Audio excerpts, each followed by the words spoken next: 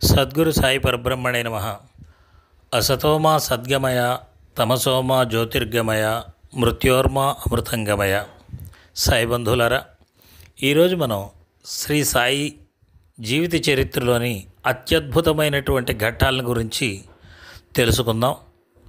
స్వతంత్ర ఉద్యమ కాలంలో బాబా గారు ఏ విధంగా ఉన్నారు, అదేవిధంగా భారత స్వతంత్రోద్యమానికి బాబావారు అందించిన సహకారం, ఆశీర్వాదం ఏమిటి అనే విషయాల్ని ఈరోజు మనం తెలుసుకుందాం. దీనికి సంబంధించి మనం కొంచెం ఉపోద్ఘాతం కూడా తెలుసుకోవాలి. ఇది తెలుసుకుంటే బాబాగారు ఏం చేశారు అనేటువంటిది మనకు సులభంగా అర్థమవుతుంది. మొట్టమొదట 3 తేదీల్ని మనం స్పష్టంగా గుర్తుంచుకోవాలి. ఇవి గుర్తుంచుకోవటం పెద్ద కష్టమేమీ కాదు.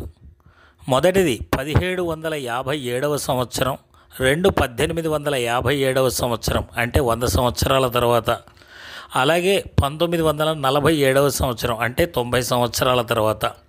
ఈ 3 డేట్లు కూడా చాలా ప్రధానమైనటువంటిది. ప్రతిదానికి 100 సంవత్సరాల గ్యాప్, అంటే లాస్ట్ దానికి మాత్రం 90. అంటే 1757 సంవత్సరంలో బ్రిటిష్ వారు ఈస్ట్ ఇండియా కంపెనీ ఆధ్వర్యంలో భారతదేశంలో పరిపాలన ప్రారంభించారు. అలాగే 100 సంవత్సరాల తర్వాత 1857 సంవత్సరంలో మొదటి స్వతంత్ర సంగ్రామం జరిగింది. ఈస్ట్ ఇండియా వాళ్ళని తరిమి వేశారు.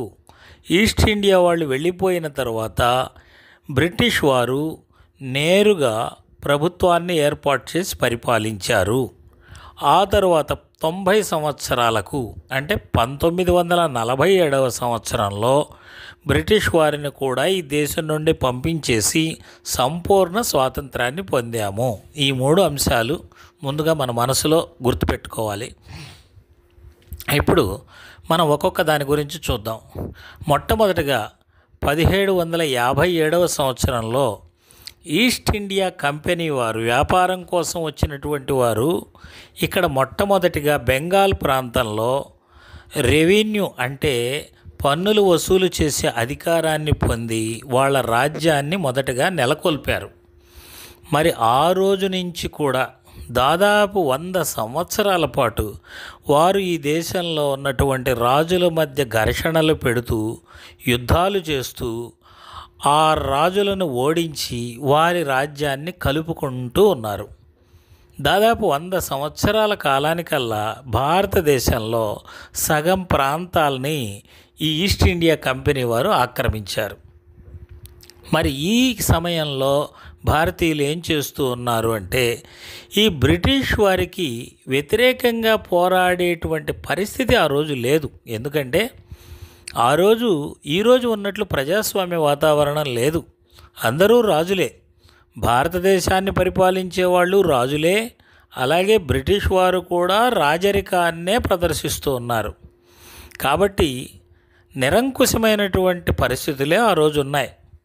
అయితే ఆ కాలంలో రాజారాం మోహన్ రాయ్ గారు కానివ్వండి, మహాత్మా జ్యోతిబా పూలే గారు కానివ్వండి, వీరు భారతదేశంలో ప్రజలు బాగా చదువుకోవాలని, విజ్ఞానవంతులు కావాలని, తద్వారా మాత్రమే మన భారతదేశాన్ని అభివృద్ధి చేసుకోగలమని, ఆధునిక ప్రపంచంలో ఇతర దేశాల్లాగా మన దేశం కూడా అభివృద్ధి చెందగలదు అనే భావనతోటి విస్తృతంగా భారతదేశం యొక్క అభివృద్ధి కోసం ప్రయత్నిస్తూ ఉన్నారు. ఇప్పుడు 100 సంవత్సరాలు అయిపోయింది. అంటే 1857 సంవత్సరం వచ్చింది. ఈ సమయంలో ఒక పెద్ద తిరుగుబాటు, ఒక స్వతంత్ర సమరం అనేటువంటిది ప్రారంభమైంది.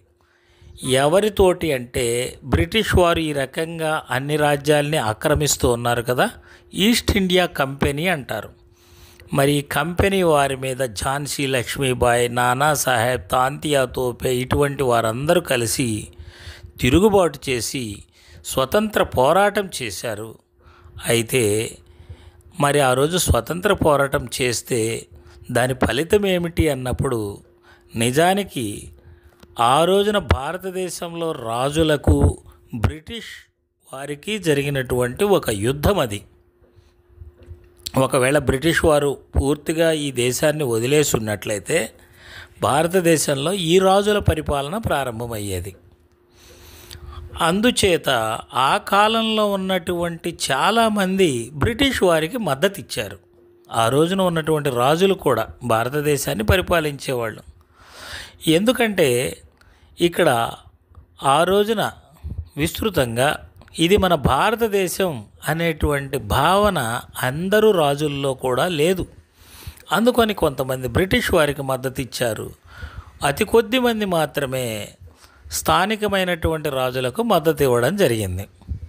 సరే, ఈ యుద్ధం జరిగినందువలన ఒక గొప్ప మార్పు మాత్రం జరిగింది. చాలా గొప్ప అద్భుతమైనటువంటి యుద్ధం ఇది. ఈ యుద్ధం తర్వాత అప్పటిదాకా భారతదేశాన్ని 100 సంవత్సరాల పాటు పరిపాలించినటువంటి ఈస్ట్ ఇండియా కంపెనీ కాస్త పూర్తిగా పతనమైపోయింది. వాళ్ళు ఈ దేశాన్ని వదిలిపెట్టి వెళ్ళిపోయారు. అయితే ఇంగ్లాండ్లో ఉన్నటువంటి బ్రిటిష్ ప్రభుత్వం వారు ఏం చేశారంటే, ఒరెవరే ఈస్ట్ ఇండియా కంపెనీ వాళ్ళని అక్కడి నుంచి తరిమేశారు. ఈ సమయంలో మనం వెళ్ళి అక్కడ ఏదో రకంగా మన ఈస్ట్ ఇండియా కంపెనీ వాళ్ళు జయించినటువంటి ప్రాంతాలని మన కంట్రోల్లోనే పెట్టుకుందాం అనే ఉద్దేశంతో వాళ్ళ సైన్యాల్ని, వాళ్ళ అధికారుల్ని ఇక్కడికి పంపించారు. పంపించి ఇక్కడ ఉన్న రాజులతోటి మంతనాలు జరిపారు. ఏంటంటే, ఇక నుంచి భారతదేశంలో మేము యుద్ధాలు చెయ్యం. గతంలో ఈస్ట్ ఇండియా కంపెనీ యుద్ధాలు చేసింది కదా, అలాగే మేము యుద్ధాలు చెయ్యం. అలాగే మిగతా రాజ్యాలు ఉన్నాయి కదా, ఆ రాజ్యాల్ని మీరే పరిపాలించుకోవచ్చు అనేటప్పటికి వాళ్ళందరూ చాలా సంతోషంగా బ్రిటిష్ వాళ్ళతోటి ఒప్పందం చేసేసుకున్నారు. బ్రిటిష్ వాళ్ళకి సపోర్ట్ ఇచ్చారనమాట. అలాగే మిగతా వీళ్ళు పరిపాలించే ప్రాంతాలు ఉన్నాయి కదా, అక్కడ ఉన్నటువంటి పెద్ద పెద్ద వాళ్ళతోటి ఏం చెప్పారంటే, మేము ఇక నుంచి మా ప్రభుత్వం అంటే బ్రిటన్ ప్రభుత్వమే ఇక్కడ కూడా పరిపాలిస్తుంది. ఇక్కడ మీకు విద్యని, వైద్యాన్ని, ఆధునిక సదుపాయాలని అన్నింటినీ కల్పిస్తాము. ఇప్పుడు మీ దేశాన్ని కూడా మేము డెవలప్ చేస్తాము అనేటువంటి మాట ఇచ్చారు.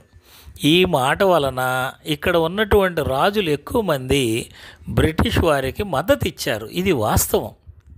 అందుచేత బ్రిటిష్ వారి పరిపాలన అనేటువంటిది ఇక్కడ ప్రారంభమైంది. ఇది మొదటి నేపథ్యం అన్నమాట. ఇక 1857 సంవత్సరం తర్వాత బ్రిటిష్ వారు భారతదేశాన్ని పరిపాలించడం మొదలుపెట్టారు. అప్పుడు భారతదేశంలో 2 ప్రాంతాలు ఉన్నాయి. ఒకటి బ్రిటిష్ వారు పరిపాలించే ప్రాంతము, రెండవ ప్రాంతం మన భారతీయ రాజులు పరిపాలించేటువంటి ప్రాంతం. అది సగం ఇది సగం ఉందనుకుందాం. బ్రిటిష్ వారు పరిపాలించేటువంటి ప్రాంతంలో వీరు కొన్ని సంస్కరణలను ప్రారంభించారు. ఒప్పందం చేసుకున్నారు కదా, పాఠశాలలను కట్టడము, అలాగే కొన్ని ఉద్యోగ అవకాశాలు కల్పించటము, కోర్టులు ఏర్పాటు చేయటము, ఇలాంటి చిన్నటువంటి సదుపాయాల్ని కల్పించటం ప్రారంభించారు బ్రిటిష్ ప్రభుత్వం వారు. అప్పటిదాకా ఉద్యోగాలు కానీ ఇటువంటివి, ప్రభుత్వ ఉద్యోగాలు ఇటువంటివి ప్రజలకు అందుబాటులో ఉండేవి కాదు. చిన్నగా వాటిలోకి ప్రవేశించడం మొదలుపెట్టారు. అలాగే అనేక మంది సంఘ సంస్కర్తలు పోరాటాల వలన విద్యాలయాలు ఏర్పాటయ్యి జనాలు చదువుకోవటం మొదలుపెట్టారు.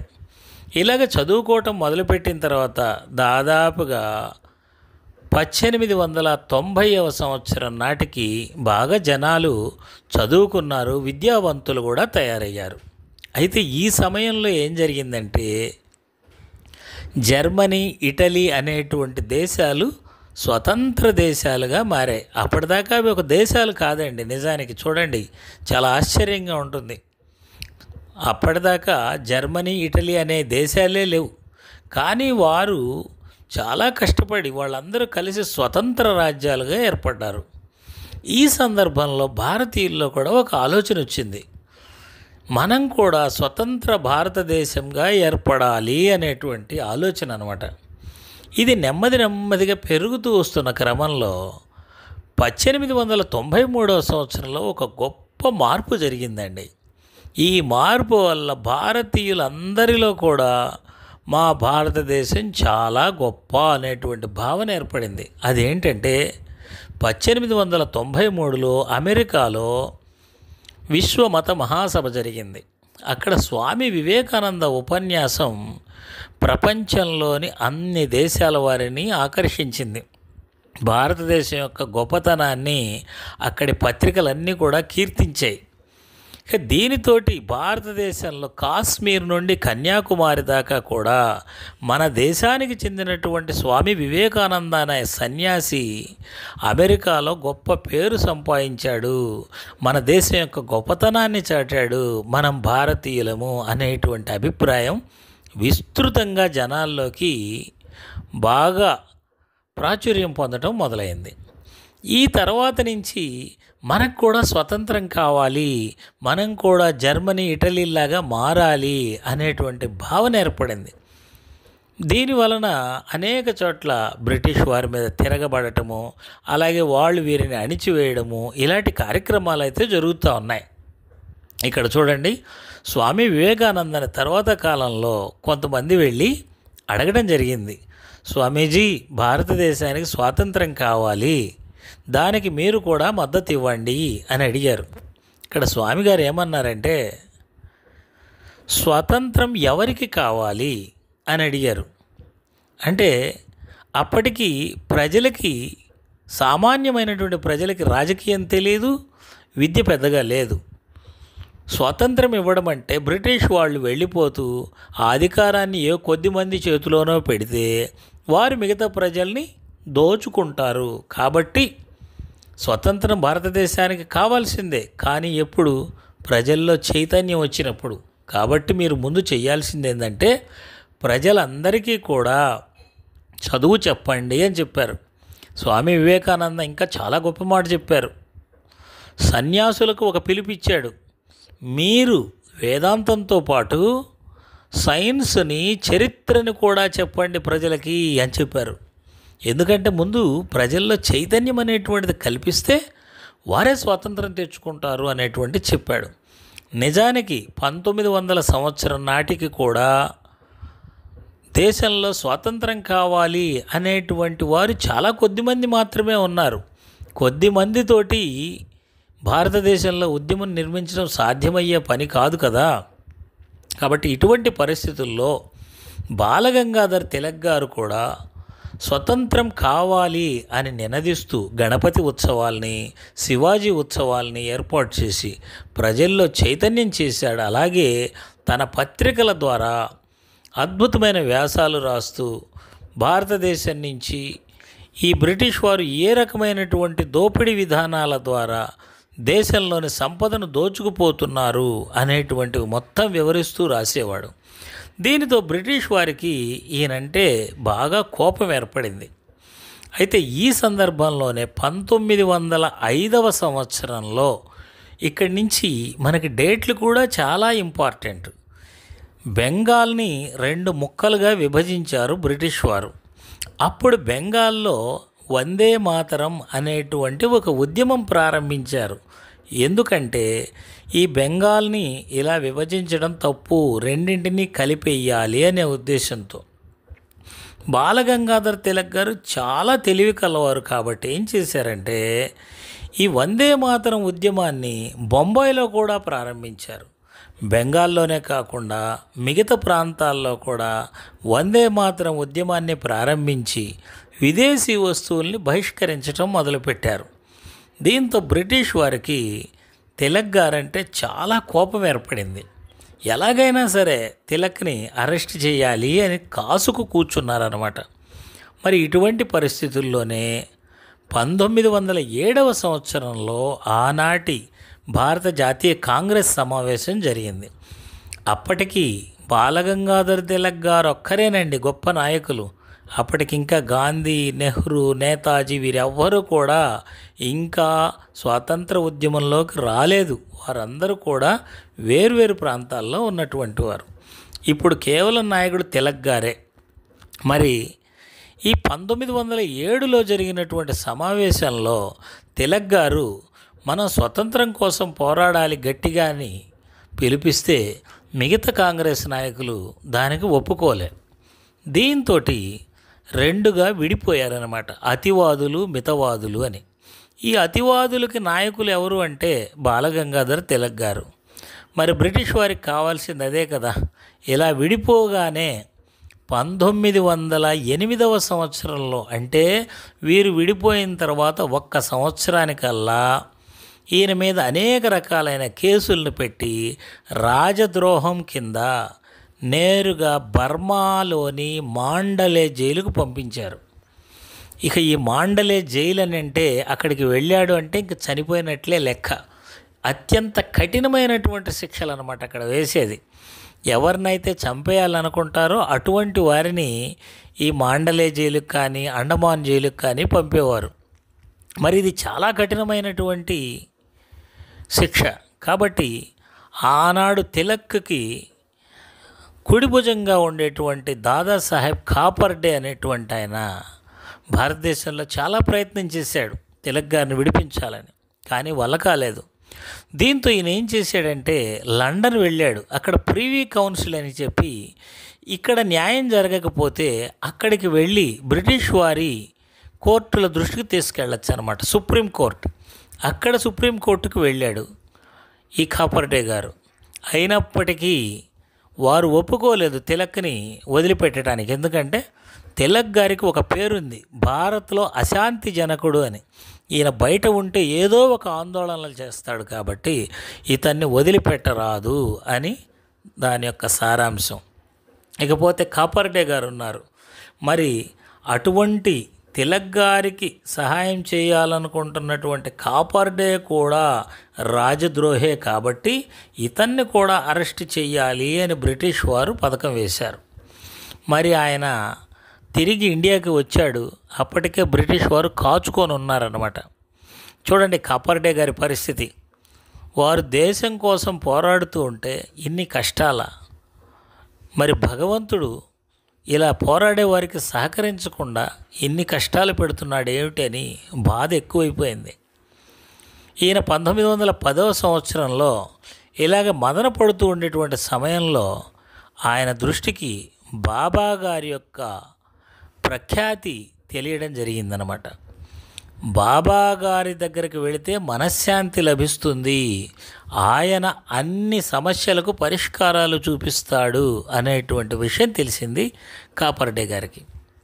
ఇక కాపర్డే గారు భగవంతుడి మీద భారం వేసి 1910 సెప్టెంబర్ నెలలో షిరిడి వెళ్ళిపోయారు.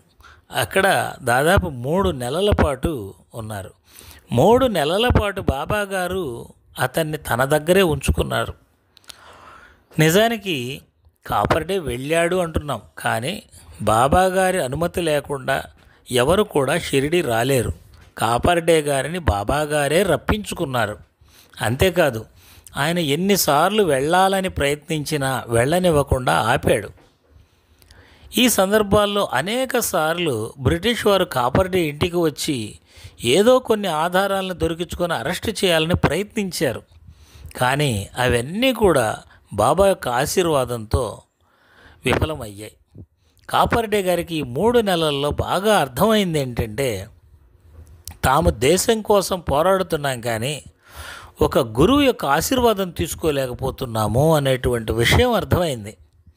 కాబట్టి మేము పోరాడుతున్నామనే అహంకారాన్ని వదిలిపెట్టి ఇది భగవంతుని కోసం చేస్తున్నటువంటి సేవ అనేటువంటి భావన కాపర్డే మనసులో వచ్చింది. బాబా గారి అనుమతితోటి తిరిగి మళ్ళీ ఈయన అమరావతి వెళ్ళారు. మరి ఇదే సమయంలో తిలక్ గారిలో కూడా మనసులో పరివర్తన ప్రారంభమైంది. 1914వ సంవత్సరంలో, అంటే దాదాపు అప్పటికి 6 సంవత్సరాలు కఠినమైనటువంటి కారాగార శిక్ష అనుభవించారు. ఆయన ఆరోగ్యం కూడా దెబ్బతినింది. ఆయన జైలులోనే గీతా రహస్యం అనేటువంటి ఒక పుస్తకాన్ని రాశారు. దీంట్లో నిష్కామ కర్మం ద్వారా మనం పని చేయాలి అనేటువంటిది వారు రాయడం జరిగింది.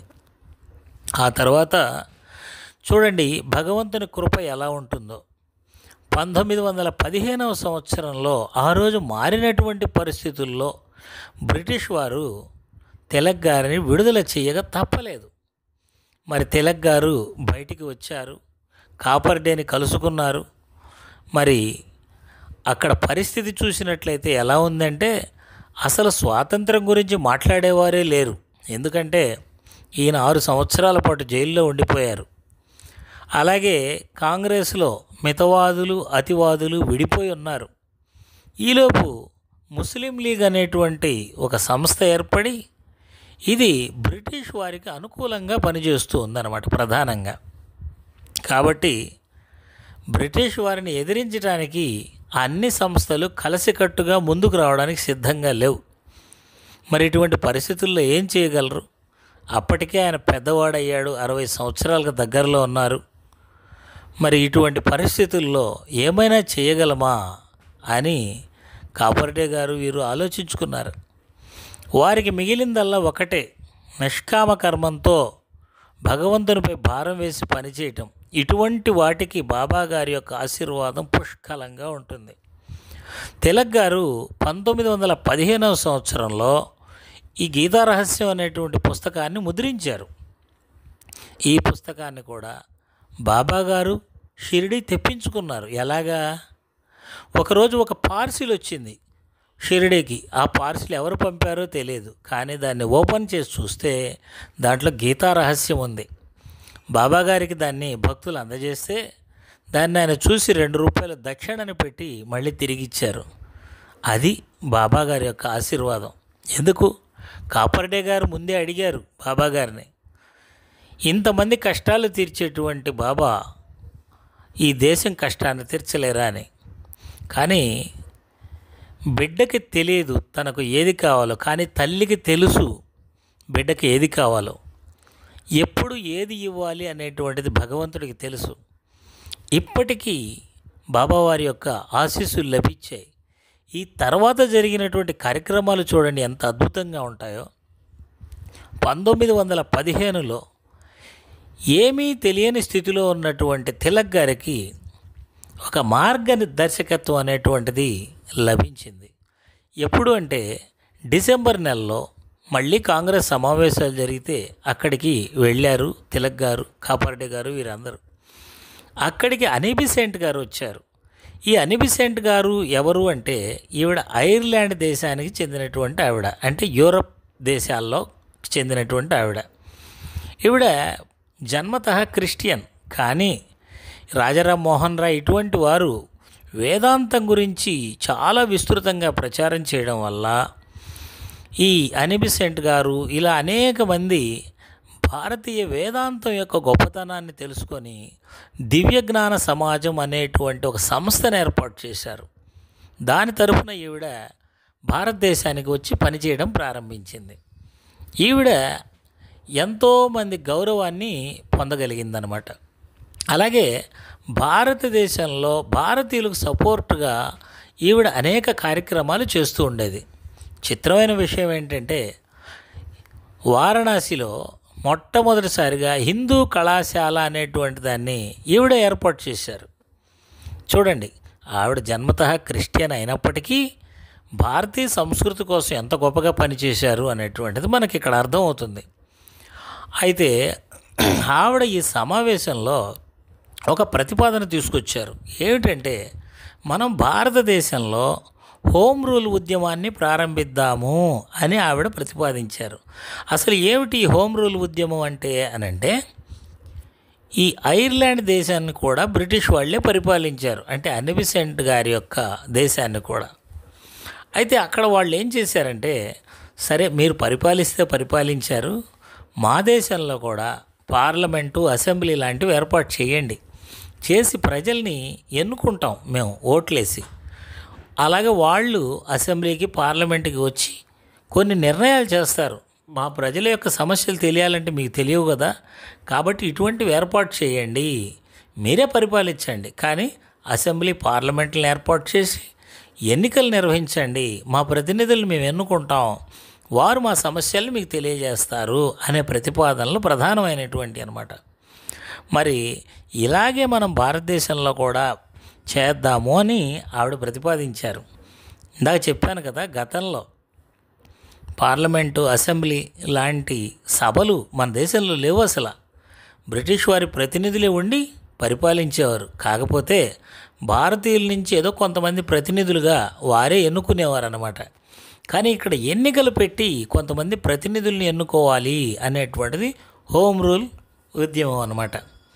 మరి ఈ మాట వినగానే మిగతా కాంగ్రెస్ వాళ్ళు దీనికి బ్రిటిష్ వారు ఒప్పుకోరండి, ఎందుకంటే ఇప్పుడు మనం ఓట్లేసి ఎన్నికలు పెట్టమంటాం, మరి అసెంబ్లీ పార్లమెంట్లు ఏర్పాటు చేస్తారు, తర్వాత ఈ వెళ్ళినటువంటి ప్రతినిధులు మాకు స్వాతంత్రం కావాలని అడుగుతారు, కాబట్టి బ్రిటిష్ వారు దీనికి ఒప్పుకోరు అన్నారు. కానీ తిలక్ గారికి ఇది చాలా బాగా నచ్చింది. ఎందుకంటే అసలు పార్లమెంట్ అసెంబ్లీలే లేవు ఈ దేశంలో. ముందు మన వాళ్ళకి, మన ప్రజలకి ఓట్లు వేయడం అంటే ఏంటి, అలాగే అసెంబ్లీకి వెళ్ళి ఎలా మాట్లాడాలి, ఇవన్నీ తెలుస్తాయి కదా. కాబట్టి ముందు మనం హోమ్ రూల్ ప్రారంభించాలి అని వెంటనే ఆయన నిర్ణయించుకొని ఈ సమావేశం జరిగిన తర్వాత 4 నెలలకి, అంటే 1916వ సంవత్సరం ఏప్రిల్ నెలలో ఈయన హోమ్ రూల్ ఉద్యమాన్ని ప్రారంభించి ఇదే ఇక పోరాటం అన్నమాట. ఈ అప్లికేషన్లు పెట్టడం, సమావేశాలు నిర్వహించటం, ప్రజల్ని చైతన్యవంతం చేయటం, మా దేశంలో పార్లమెంటు అసెంబ్లీలను ఏర్పాటు చేయండి, ఎన్నికలు పెట్టండి, ప్రజాప్రతినిధులను ఎన్నుకోండి, వీరు అక్కడ తీర్మానాలు చేస్తారు, ఇదే గొడవ అన్నమాట. మరి ఇదంతా చూశారు బ్రిటిష్ వారు. ఈయన ఈ ఉద్యమాన్ని ప్రారంభించిన తర్వాత 3 నెలలకి, అంటే జూలై నెలలో ఈయన మీద మళ్ళీ కేసు పెట్టారు. ఈయన మళ్ళీ ఏదో చేస్తున్నాడు, ఈయన తీసుకెళ్ళి అరెస్ట్ చేసేద్దామని. అయితే భగవంతుని యొక్క ఆశీస్సులతో ప్రారంభమైతే అలా ఉంటుంది. చెప్పాం కదా, బాబాగారు గీతా రహస్యాన్ని ఆశీర్వదించారు. వీరికి భగవంతుని యొక్క ఆశీర్వాదాలు పుష్కలంగా ఉన్నాయి. అందుకే అనిబిసెంట్ గారి ద్వారా ఒక మార్గదర్శకం అనేటువంటిది లభించింది. మరి తిలక్ గారు ఉద్యమం చేస్తుంటే ఈయన మీద కేసు పెట్టారు కదా, ఈ కేసుని ఎవరో ఒకళ్ళు వాదించాలి. అప్పుడు ఎవరు వచ్చారో తెలుసా? ఆశ్చర్యకరంగా ముస్లిం లీగ్ నాయకుడైనటువంటి మహమ్మద్ అలీ జిన్నా వచ్చాడు. ఆయన తిలక్ సపోర్ట్ ఇచ్చి తిలక్ గారి తరఫున కోర్టుకు వెళ్ళి వాదించాడు. తిలక్ గారు చేసేది కరెక్టే, ఆయన దేశద్రోహం చేయటం లేదు, ఆయన ప్రజల యొక్క హక్కుల్ని కావాలి అని వినిపిస్తున్నాడు అని వాదించి గెలిచాడండి. తిలక్ గారిని గెలిపించాడు. ఇక్కడ కులము, మతము, ప్రాంతం ఇవన్నీ కూడా మనం ఒక మంచి పని చేసేటప్పుడు అడ్డు రావు, అందరూ కలిసి వస్తారనే దానికి ఇది ఒక నిదర్శనం. ఇక తిలక్ గారికి చాలా సంతోషం కలిగి ఆయనకి మరొక ఆలోచన వచ్చింది. మళ్ళీ 1916 డిసెంబర్లో, అంటే ఆ సంవత్సరం ఆఖరిలో కాంగ్రెస్ సభలు జరుగుతాయి. ఈ సభల్లో అతివాదులు, మితవాదులు, ముస్లిం లీగ్ నాయకులు అందరూ కలిసి మాకు హోమ్ రూల్ కావాలి అని తీర్మానం చెయ్యాలి అని ఈయన అనుకున్నాడు. అయితే కాంగ్రెస్కి ముస్లిం లీగ్కి సరిపడేది కాదనమాట. ఆ రోజుల్లో వాళ్ళిద్దరూ శత్రువులుగా ఒకళ్ళనొకళ్ళు చూసుకుంటూ ఉండేవారు. కానీ తిలక్ గారు మాత్రం ఎలాగోలా వీళ్ళని కలపాలి అని ప్రయత్నాలు ప్రారంభించారు. మరి ఈ ప్రయత్నాలు జరుగుతున్నప్పుడే షిరిడీలో ఒక అద్భుతమైనటువంటి ఘటన జరిగింది. ఇది సాయి సచ్చరిత చదివే వాళ్ళందరికీ తెలిసిందే.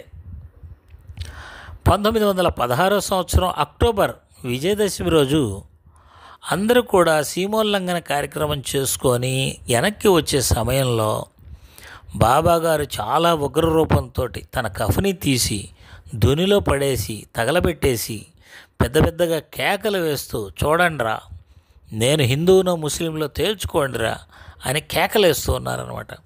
ఇద్దరు ఆశ్చర్యపోయారు. అక్కడ హిందువులు ముస్లింలే గొడవ జరగటం లేదు, కానీ ఎక్కడో ఏదో జరుగుతుంది, దేనికోసమో బాబా ఈ రకంగా ప్రవర్తిస్తున్నారు అనేటువంటిది మాత్రం జనాలకు అర్థమైంది. కానీ చిత్రంగా ఆ తర్వాత కాలంలో కాంగ్రెస్ వారు, ముస్లిం లీగ్ వారు ఒకే మాట మీద నిలబడ్డారు. అక్టోబర్లో ఈ ఘటన జరిగింది. 2 నెలల తర్వాత, అంటే డిసెంబర్ 1916వ సంవత్సరంలో కాంగ్రెస్ సమావేశాలు జరిగాయి. అక్కడ బాలగంగాధర్ తిలక్ గారు, అనిబిసెంట్ గారు చాలామంది నాయకులను తీసుకొని వచ్చారు. అందరూ కలిసి కాంగ్రెస్ వారితో కలిసి ఏకగ్రీవంగా భారతదేశంలో హోమ్ రూల్ ప్రవేశపెట్టాలి అని తీర్మానం చేశారు. అలాగే ముస్లిం లీగ్ కూడా ఏకగ్రీవంగా తీర్మానం చేసింది. ఈ తర్వాత నెక్స్ట్ మంత్, అంటే జనవరి 1917 సంవత్సరంలో బ్రిటిష్ వారికి ప్రతిపాదనలు పంపించారు. మరి తీర్మానాలు అయితే చేసి పంపించారు. అందరూ అనుకున్నారు ఇది జరిగేది కాదు, పెట్టేది కాదు. ఎందుకంటే ఇలాంటి హోమ్ రూల్ లీగ్ అనేటువంటిది ఐర్లాండ్ దేశంలో దాదాపు 30 సంవత్సరాల పైగా జరుగుతుంది. కానీ బ్రిటిష్ వాళ్ళు ఒప్పుకోవట్లేదు. భారతదేశంలో ఏదో ఒక 6-7 నెలల నుంచి మొదలుపెట్టారు. అంటే ఈ మాత్రానికే బ్రిటిష్ వాళ్ళు హోమ్ రూల్కి ఒప్పుకుంటారా? ఒప్పుకోరు అని అందరూ అనుకున్నారు. మరి మానవ ప్రయత్నం అయిపోయింది. ఇప్పుడు మనకు కావాల్సింది ఏంటంటే గురువు యొక్క ఆశీర్వాదం కావాలి. ఇది మరి బ్రిటిష్ వారికి పంపిన తర్వాత 4 నెలలకి, అంటే మే 17వ తేదీ 1917 సంవత్సరంలో తిలక్ గారు, కపర్డే గారు, ఇంకా మిగతా స్వతంత్ర సమర యోధులు అందరూ కలిసి బాబా గారి దగ్గరికి షిరిడి వెళ్ళారు. ఎందుకనంటే ఈ హోమ్ రూల్ ఉద్యమాన్ని సక్సెస్ చెయ్యాలి, దీనిని ఫలించేలా ఆశీర్వదించండి బాబా అని కోరడానికి వెళ్ళారు. ఇక్కడ బాబా గారు వారందరినీ కూడా ఆశీర్వదించారు. ఇది నిజానికి బాబా గారు దేశాన్ని ఆశీర్వదించినటువంటి రోజు. ఇంతకుముందు అనేక మంది తమ ప్రయోజనాల కోసం, తమ కోరికల కోసం కోరుతున్నోళ్ళే, కానీ దేశం కోసం ఇలాగ వచ్చి కోరిన వారు ఎవరూ లేరు. తిలక్ గారు దేశం కోసం వెళ్ళి అడిగారు. బాబాగారు ఏం చెప్పారో తెలుసా? స్పష్టంగా, నీ ప్రయత్నం ఫలిస్తుంది, మొదటి మాట. రెండవది, ఇక నీవు విశ్రాంతి తీసుకో, ఆతురత పడవద్దు, రాబోయేవారు నీ తరువాతి కార్యాల్ని పూర్తి చేస్తారు అనేటువంటి వాక్యాల్ని తెలిపాడండి. అద్భుతమైనటువంటి వాక్యాల్ని. అక్కడ అందరూ అనుకున్నారు బాబా గారి నోటి వెంట ఈ మాట వచ్చిందంటే హోమ్ రూల్ లీగ్ విజయవంతమైనట్లే అనేటువంటిది అందరూ అనుకున్నారు. కానీ బాబా మీద నమ్మకం లేని వాళ్ళు చాలామంది ఉంటారు కదా.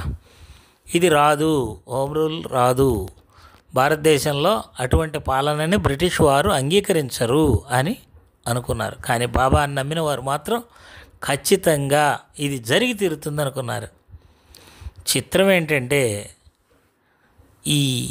ఈయన అక్కడికి వెళ్ళొచ్చిన తరువాత, బాబా ఆశీస్సులు పొందిన తర్వాత 3 నెలలకి, అంటే ఆగస్టు 1917 సంవత్సరంలో బ్రిటిష్ గవర్నమెంట్ ఒక ప్రకటన చేసింది.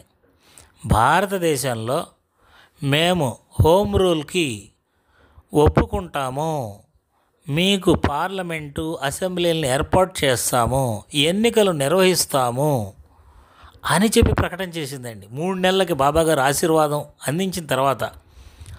చూడండి ఆశ్చర్యం, ఎంత ఆశ్చర్యం అంటే బాబా దగ్గరికి ఎవరైతే వచ్చి వేడుకున్నారో ఆ యొక్క స్వతంత్ర సమరయోధులు కానీ, షిరిడిలో ఉన్నటువంటి దేశభక్తులు కానీ అందరికీ ఆనందంతో ఒళ్ళు పులకరించిపోయింది.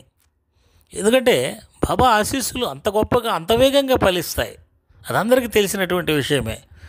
భారతదేశం మొత్తం కూడా ఆశ్చర్యపోయింది, ఏమిటిది, ఎలా ఒప్పుకున్నారు అనేటువంటిది. కానీ ఎవరికైతే బాబా తత్వం తెలుసో, ఎవరైతే గురుమార్గంలో ఉంటారో వారికి మాత్రం ఇది పెద్ద ఆశ్చర్యం ఏం కాదు. ఆ తర్వాత వెంటనే తిలక్ గారు మళ్ళీ బ్రిటన్ వెళ్ళి ఈ యొక్క చట్టం తొందరగా తెచ్చే విధంగా అక్కడ కొంత కృషి చేశారు. ఇది తర్వాత 1 సంవత్సరం కాలానికి ఒక డ్రాఫ్ట్ తయారు చేశారు. అంటే ప్రాథమికంగా ఒక డ్రాఫ్ట్ తయారు చేసి మిగతా వారి యొక్క అందరి అభిప్రాయాలు తీసుకొని 1919 సంవత్సరంలో భారత ప్రభుత్వ చట్టం అనే పేరుతోటి ఒక చట్టాన్ని రూపొందించారు. చాలా గొప్ప చట్టం అండి ఇది. భారత ప్రభుత్వ చట్టం, బ్రిటిష్ ప్రభుత్వం కాదండి, ఇది భారత ప్రభుత్వ చట్టం. దాని పేరులోనే మనకు అర్థమవుతుంది. 1919 భారత ప్రభుత్వ చట్టం. ఇది రావడానికి కారణం ఏ ఉద్యమం అంటే హోమ్ రూల్ ఉద్యమం. ఈ ఉద్యమాన్ని చేసిన వారు తిలక్, అనిబిసెంట్. ఈ ఉద్యమానికి ఆశీస్సులు అందించిన వారు షిరిడి సాయినాథుల వారు. ఆయన ఆశీస్సులు అందించిన తర్వాత 3 నెలలకి బ్రిటిష్ వారు ప్రకటించారు. ఆ తర్వాత 2 సంవత్సరాలకి ఈ చట్టాన్ని ఆమోదించారు. ఈ చట్టం ప్రకారం 1920 సంవత్సరంలో మొట్టమొదటిసారి భారతదేశంలో ఎన్నికలు నిర్వహించారు. అయితే ఆ రోజు అందరికీ ఓటు హక్కు లేదు. బాగా చదువుకున్న వారికి, డబ్బున్న వారికే ఉంది. అయినప్పటికీ మొట్టమొదటిసారిగా ఎన్నికలు నిర్వహించారండి. తర్వాత నుంచి వరుసగా ఎన్నికలు జరుగుతూ వచ్చాయి భారతదేశంలో. చాలామంది తెలియదు, స్వతంత్రం వచ్చిన తర్వాత ఎన్నికలు జరిగాయి అనుకుంటారు. 1920 నుంచి ఎన్నికలు ప్రారంభమయ్యాయి భారతదేశంలో. అలాగే పార్లమెంటు, అలాగే అసెంబ్లీలు కూడా ఏర్పాటయ్యాయి. అక్కడికి మన ప్రజాప్రతినిధుల్ని ఎన్నికల ద్వారా ఎన్నుకొని పంపించేటువంటి వారు. అలాగే కోర్టులు కానివ్వండి, సివిల్ సర్వీసుల్లో సంస్కరణలు కానివ్వండి, ఇవన్నింటిలో చాలా మార్పులు జరిగాయి 1920లో. వీటన్నిటికీ కారణం హోమ్ రూల్ ఉద్యమం. ఎంత గొప్ప ఉద్యమం అండి ఆ రోజు జరిగినటువంటిది. ఈ ఉద్యమాల తర్వాత 1920లో తిలక్ గారు పరమపదించారు. ఆ తర్వాత గాంధీజీ, నెహ్రూజీ, అలాగే నేతాజీ, మోతీలాల్ నెహ్రూ, సర్దార్ వల్లభాయ్ పటేల్, విఠల్భాయ్ పటేల్, చిత్తరంజన్ దాస్, ఇటువంటి వారందరి నాయకత్వంలో 1920 తర్వాత నుంచి స్వతంత్ర ఉద్యమం రెండవ దశ ప్రారంభమైంది. ఈ మొదటి దశలో మాత్రం నాయకుడు బాలగంగాధర్ తిలక్ గారే. వారి కృషి వల్లనే ఈ యొక్క హోమ్ రూల్ ఉద్యమం కొనసాగింది. అలాగే 1919 భారత ప్రభుత్వ చట్టం రూపొందించడం జరిగింది. ఇది బాబా గారు మన దేశానికి చేసినటువంటి గొప్ప ఆశీర్వాద ఫలితం. అందుకనే మనం 17 మే దేశానికి బాబా ఆశీర్వాదం అందజేసిన రోజు పేరుతోటి ఆ రోజు సాయి సచ్చరిత్ర పారాయణం అనేటువంటిది ప్రత్యేకంగా చేస్తూ ఉంటారు. ఇక మరొక విషయాన్ని చెప్పి మనం దీన్ని ముగించుకుందాం. 1857 సంవత్సరంలో మొదటి స్వతంత్ర సంగ్రామం జరిగింది అని చెప్పుకున్నాం. అంటే ఈస్ట్ ఇండియా కంపెనీ వాళ్ళు 100 సంవత్సరాల పాలన తర్వాత ఆ సమయంలో బాబాగారు ఎక్కడ ఉన్నారు అనేటువంటిది గమనించినట్లయితే, బాబాగారు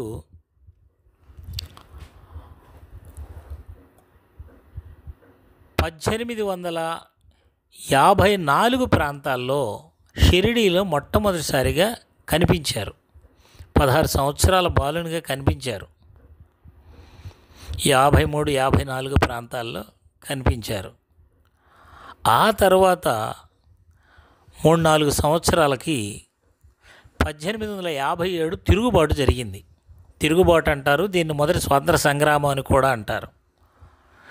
అంటే బాబాగారు షిరిడీలో కనిపించిన తర్వాత 3-4 సంవత్సరాల తర్వాత మొదటి స్వతంత్ర సంగ్రామం జరిగింది. ఆ తర్వాత 4 సంవత్సరాల తర్వాత బాబాగారు చాంద్ పటేల్ గారికి ఈ నిజాం ఇలాఖాలో ఉన్నటువంటి ధూప్ఖేడా అనేటువంటి ప్రాంతంలో కనిపించడం జరిగింది. అంటే బాబాగారు మొదటి స్వతంత్ర సంగ్రామం జరిగేటప్పుడు ఉన్నారు. ఆ సమయంలో వారు దాదాపు 20 సంవత్సరాలు యువకుడుగా ఉన్నారు. ఆశ్చర్యకరమైనటువంటి విషయం ఏంటంటే, బాబాగారు మొదటి స్వతంత్ర సంగ్రామంలో పాల్గొని బ్రిటిష్ వారికి వ్యతిరేకంగా యుద్ధం కూడా చేశారు అనేటువంటి ఒక ప్రతిపాదన అనేటువంటిది చాలా కాలం నుంచి ఉంది. దీనిని ఎవరో మన బాబా భక్తులు చెప్పట్లేదండి. దాదాపు 20 సంవత్సరాల క్రితం విజయ విహారం అనేటువంటి పత్రికలో ఒక వ్యాసం రూపంలో ప్రచురించడం జరిగింది. అనేక రకాలైనటువంటి ఆధారాలను వారు సేకరించి బాబాగారు స్వతంత్ర పోరాటంలో పాల్గొన్నారు, వారు బ్రిటిష్ వారికి వ్యతిరేకంగా యుద్ధం చేశారు, ఝాన్సీ రెజిమెంట్లో పనిచేశారు అనేటువంటిది వారు ప్రకటించడం జరిగింది. దాన్ని తర్వాత కాలంలో జయభారత్ పబ్లికేషన్స్ వారు ఒక పుస్తక రూపంలో కూడా తీసుకొని వచ్చారు. మీరు ఆ పుస్తకాన్ని ఈ స్క్రీన్ మీద చూడవచ్చు. ఎవరైనా సరే దీనికి సంబంధించి ఈ పుస్తకాన్ని తెప్పించుకోవాలి అనుకుంటే వారికి ఫోన్ చేసి వారికి ద్వారా ఈ పుస్తకాన్ని తెప్పించుకోవచ్చు. వారు ఏ విధమైనటువంటి ప్రతిపాదన చేశారు, దానికి ఆధారాలు ఏమిటి అనేటువంటివన్నీ కూడా దీంట్లో దొరుకుతాయి. అంటే 1857 మొదటి స్వాతంత్ర సంగ్రామ కాలం నుంచి 1919వ సంవత్సరంలో భారత ప్రభుత్వ చట్టం వచ్చే వరకు ప్రత్యక్ష సాక్షి షిరిడీ సాయినాథుల వారు. అలాగే భారత స్వతంత్ర ఉద్యమంలో ధర్మబద్ధమైనటువంటి నినాదాలకి అనుగుణంగా తమ ఆశీస్సులు అందజేసినటువంటి సమర్థ సద్గురువు శ్రీ షిరిడీ సాయినాథుల వారు. ధన్యవాదాలు మిత్రులారా.